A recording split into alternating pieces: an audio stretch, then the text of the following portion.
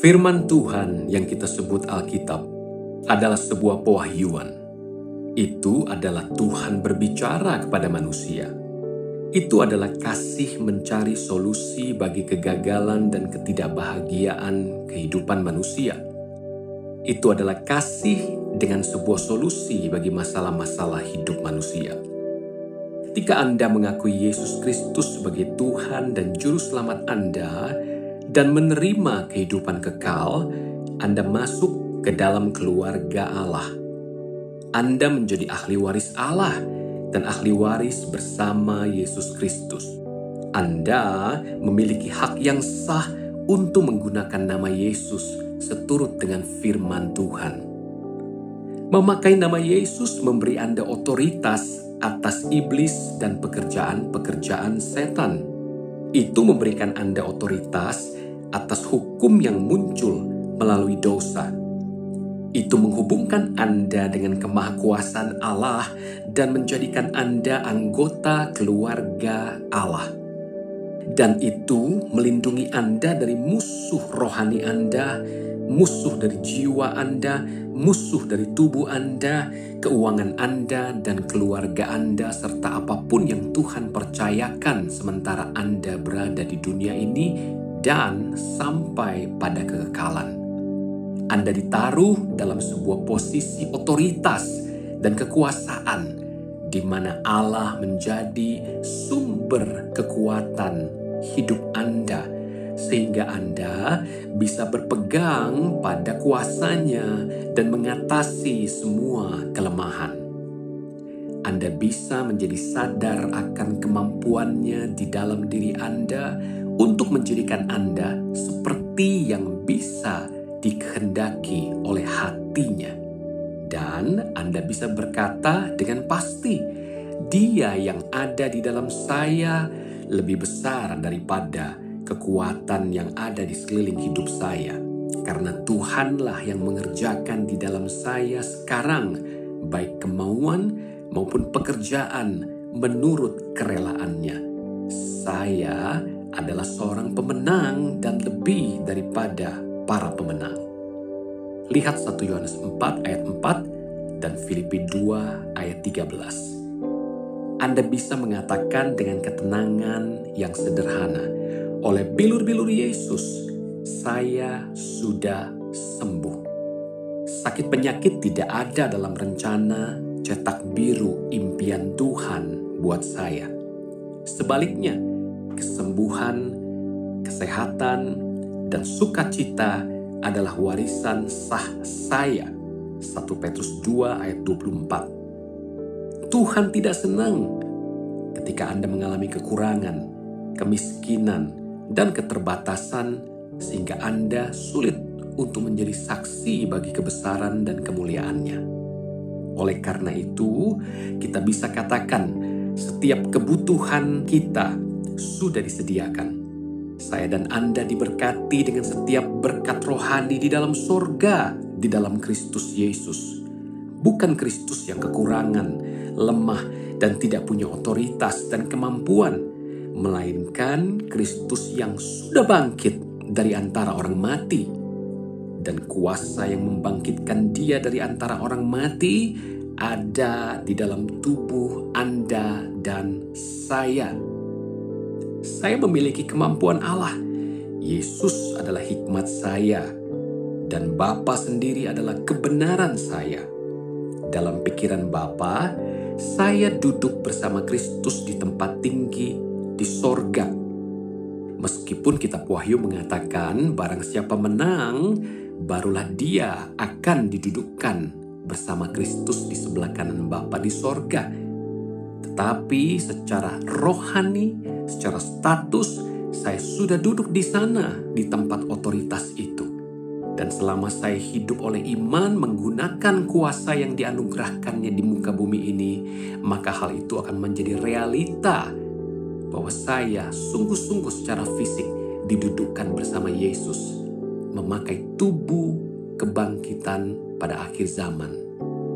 Saya terikat dengan kesuksesan dan kemenangan kekal dari Kristus Yesus, Tuhan dan Juru Selamat saya. Tidak ada tempat bagi rasa takut, lemah, cemas, depresi. Jadi, saya berbicara dengan kekuatan dan keberanian dan mengakui bahwa saya adalah sebagaimana yang firman Tuhan katakan.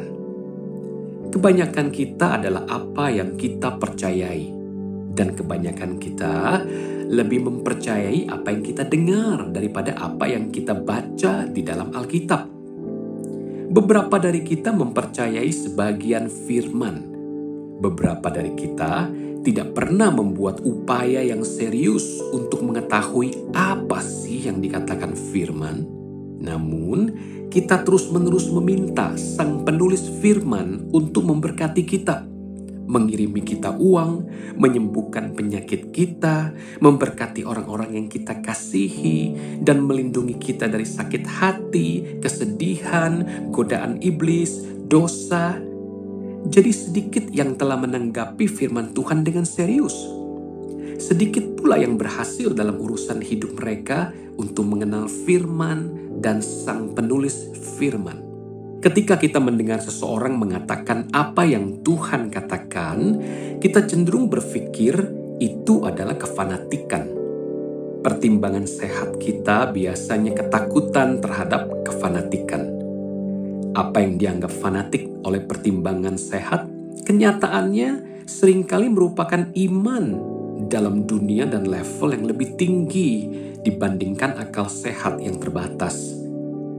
Anda mungkin diperhitungkan sebagai orang yang fanatik oleh tanda kutip orang yang berakal sehat. Mereka menimbang segalanya, mereka memikirkan dalam-dalam semuanya, mereka sampai pada kesimpulan mereka. Mereka terbatas. Itu wajar dan tidak ada yang salah secara moral mengenai hal tersebut. Tetapi itu bukanlah kekristenan yang sesungguhnya. Itu bukanlah iman. Dan segala sesuatu yang tidak berdasarkan iman adalah dosa. Roma 14 ayat 23. Itu bukan firman Tuhan. Firman adalah pewahyuan Tuhan sendiri. Dan pewahyuan Tuhan jauh melebihi pertimbangan akal sehat manusia. Jadi, belajar kebiasaan memikirkan pikiran Tuhan, mengatakan apa yang Tuhan katakan, itulah sumber dari iman. Ambillah sebagai ilustrasinya. 1 Yohanes 3 ayat 2. Saudara-saudaraku yang kekasih, sekarang kita adalah anak-anak Allah. Anda mengulangi berulang kali di dalam hati Anda bahwa Anda adalah anak Allah. Ia mengatakan kita mengambil bagian dalam kodrat ilahi. 2 Petrus 1 ayat 4. Ia mengatakan bahwa kita sudah berpindah dari dalam maut ke dalam hidup. 1 Yohanes 3 ayat 14. Ia mengatakan ia telah melepaskan kita dari kuasa kegelapan dan memindahkan kita ke dalam kerajaan anaknya yang kekasih. Kolose 1 ayat 13. Ia berkata, kamu tidak akan dikuasai lagi oleh dosa. Roma 6 ayat 14. Ia mengatakan, kita telah dimerdekakan dari dosa. Roma 6 ayat 18. Ia mengatakan, oleh bilur-bilurnya kamu telah sembuh.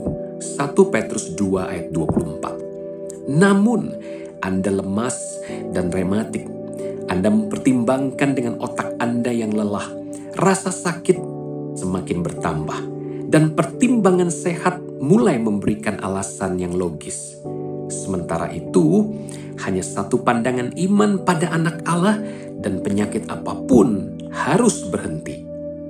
Anda bisa mempertimbangkan dengan akal sehat sampai ketakutan mencengkeram jiwa Anda seperti raksasa dan memperbudak Anda sampai keraguan lahir dan bertumbuh penuh menjadi raja yang lalim hanya karena Anda menolak mengatakan apa yang firman Tuhan katakan mengenai Anda.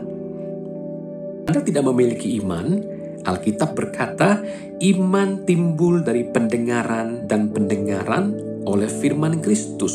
Roma 10 ayat 17. Tetapi Alkitab juga mengatakan, demikian juga halnya dengan iman.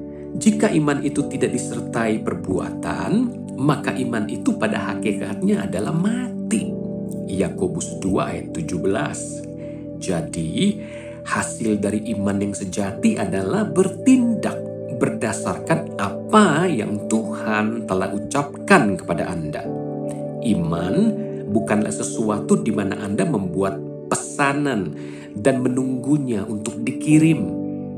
Iman adalah hasil dari terus-menerus mendengarkan firman Tuhan, dan kemudian Anda mulai bergerak, bertindak berdasarkan hal tersebut.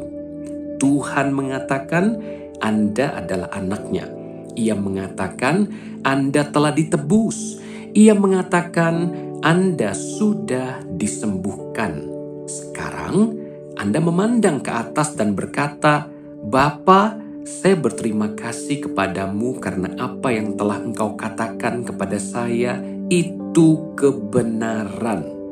Tidak ada bedanya bagaimana perasaan Anda tentang hal itu dan bagaimana kelihatannya mungkin segala sesuatu secara kasat mata. Ingat, Abraham menganggap tubuhnya sendiri sudah sama matinya seperti rahim Sarah. Tetapi memandang kepada Tuhan, Abraham menjadi kuat.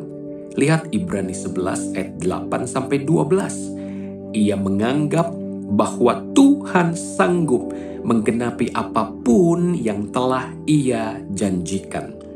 Tuhan menggenapi apa yang telah Ia janjikan kepada Abraham dan juga apa yang telah Ia janjikan selama berabad-abad sampai Yesus datang. Dan sekarang bukan lagi janji-janji yang Ia genapi, tetapi pernyataan fakta. Saat Anda menyadari realita penebusan Anda, iman Anda memandang ke atas dan berkata, "Terima kasih Tuhan." Maka penebusan menjadi realita di dalam hidup Anda. Sebab karena kasih karunia kamu diselamatkan. Efesus 2 ayat 8. Dan pada waktu Anda memandang ke atas dan berkata, "Terima kasih Tuhan," Anda diselamatkan. Kata diselamatkan artinya ditebus dari penyakit dan kelemahan rohani, mental, dan jasmani. Perhatikanlah kala yang digunakan Petrus ketika ia mengutip janji Yesaya 53 ayat 5 dalam 1 Petrus 2 ayat 24. Oleh bilur-bilurnya kamu telah sembuh. Kala atau waktu itu membuat Anda mengalami kembali Kalvari. Kala yang digunakan itu memakukan penyakit Anda ke kayu salib di dalam Kristus. Kala waktu itu benar-benar memimpin Anda melalui daerah-daerah gelap penderitaan sang manusia yang menderita, yaitu Kristus, sampai Ia bangkit dari kematian sebagai pemenang pada pagi Minggu kebangkitan itu. Frasa "kamu telah sembuh" meninggalkan penyakit Anda di belakang, di neraka, terhapus dan hancur. Anda sudah ditebus, Anda sudah sembuh, Anda sudah dibenarkan dulu dan sekarang Anda dibenarkan. Anda adalah orang benar, Anda telah sembuh, Anda sudah diberkati. Yesus adalah tempat perhentian Anda. Dialah damai sejahtera Anda dan dialah kemenangan Anda. Dialah hikmat Anda. Jika Anda memiliki Yesus, Anda memiliki segala-galanya. Jika Anda memiliki Yesus, Anda memiliki seluruh Yesus. Semua yang Yesus maksudkan dan semua yang Yesus telah lakukan dan ucapkan. Ketika Ia berkata, "Kamu telah dipenuhi di dalam Dia." Kamu dipenuhi di dalam seluruh kepenuhan Allah. Jika Anda mau membiarkan pemikiran dunia dan alasan lemah Anda menyingkirkan firman Tuhan, betapa malangnya hidup Anda. Tetapi jika Anda berani berkata, "Lihat di sini, saya telah bermain cukup lama. Cukup itu. Saya adalah apa yang firman Tuhan katakan tentang saya. Bukan lagi saya akan, bukan lagi saya mungkin, tetapi saya sudah."